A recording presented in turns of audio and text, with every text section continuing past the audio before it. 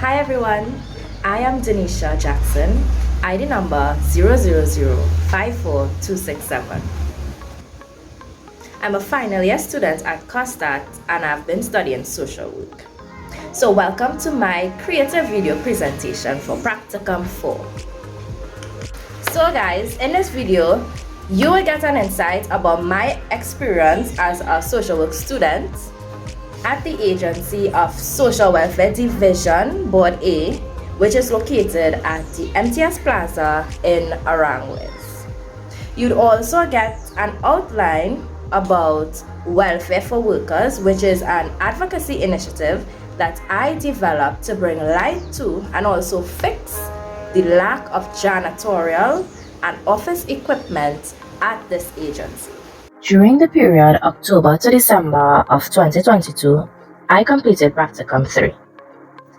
This was a new experience for me, as I have never worked at any agency responsible for allocating grants and financial assistance to the public before. The environment was fast-paced, and there were many things to learn and remember. I helped with the intake process, which entailed interacting with potential clients to gather information about their living situations. At this station in the office is where most of my learning experiences took place, as I learned about the forms, the requirements for them, and the questions that I should ask the clients.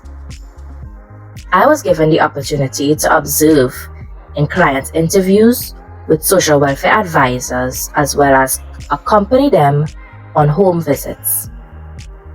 I was even given my very own client to visit and interview at her home. My responsibilities entailed observing all the rooms in the house, taking notes of faulty structures and appliances, asking questions about financial contributions within the family, and building a rapport for future interactions with the client. I was really nervous. There was a point in time where I felt defeated because learning about the agency and what they offer was a lot of information to process, and I had no idea how to integrate it in a way that made sense to me. I began to worry about if I would be able to retain the information I received, or if I was even on the right track as a student. At the end of Practicum 3, the information became clearer, as I had set my mind to trust the process and not rush it. So by the beginning of Practicum 4, I understood the agency's function and processes. I was better able to integrate what I learned in Practicum 3, as I understood the process and how external agencies like the National Insurance Board and Immigration Office operated interrelatedly towards achieving the agency's ultimate goal. I displayed more independent thinking and decision-making skills when it came to advising and guiding clients towards options that were relevant to their needs.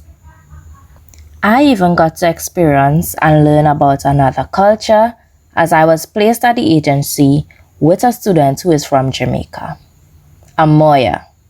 She has given me comfort, care, and support during my down moments, and I am so grateful that we shared this experience.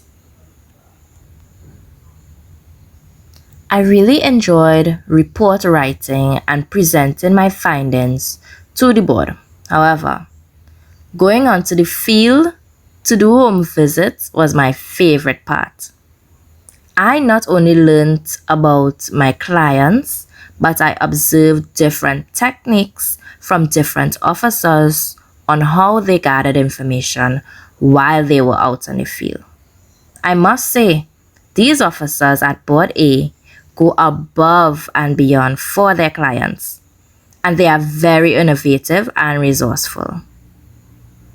I also enjoyed interacting with clients and helping them, It was evident that they also appreciated me attending to them, as they would leave feeling satisfied and they would share their gratitude for my patience and my listening ear. So guys, apart from my great experience at this agency, I completed a needs assessment, and what I came up with is that the agency is lacking janitorial and office equipment as well as supplies.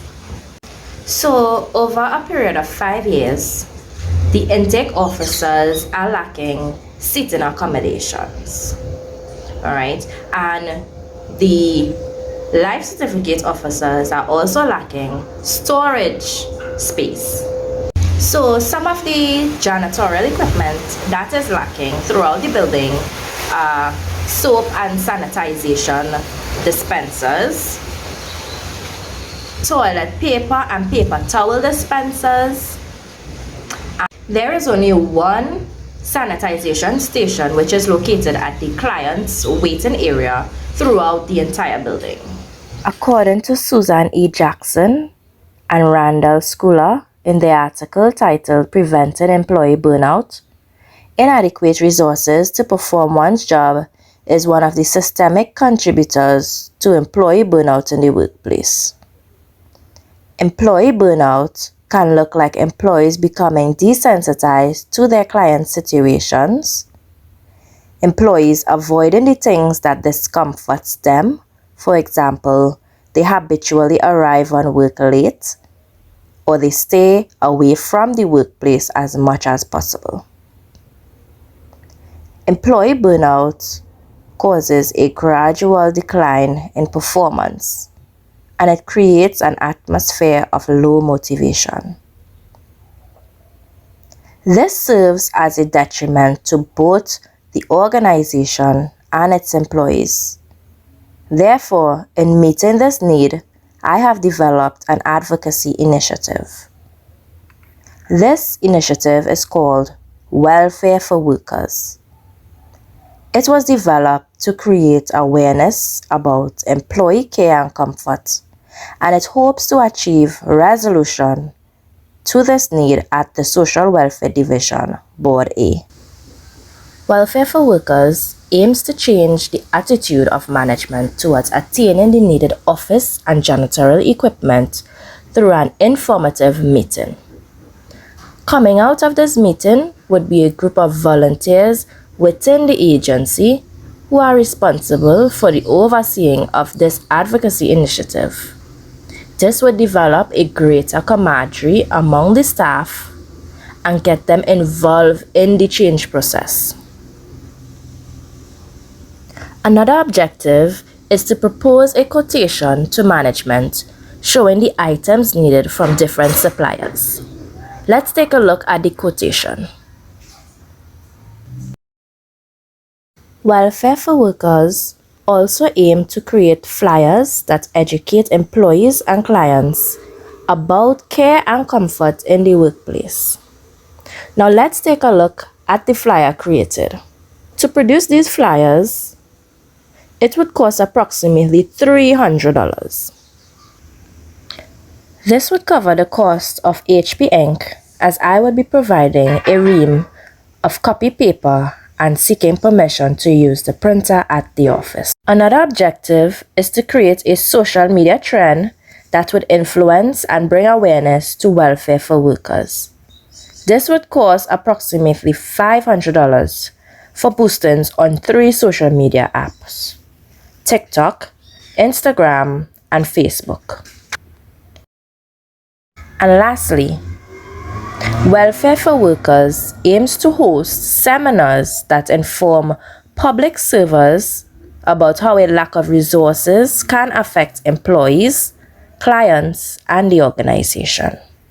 Welfare for Workers initiative targets the managerial body, the public servers, and we target the general public, as well as any company that would be able to donate to this cause.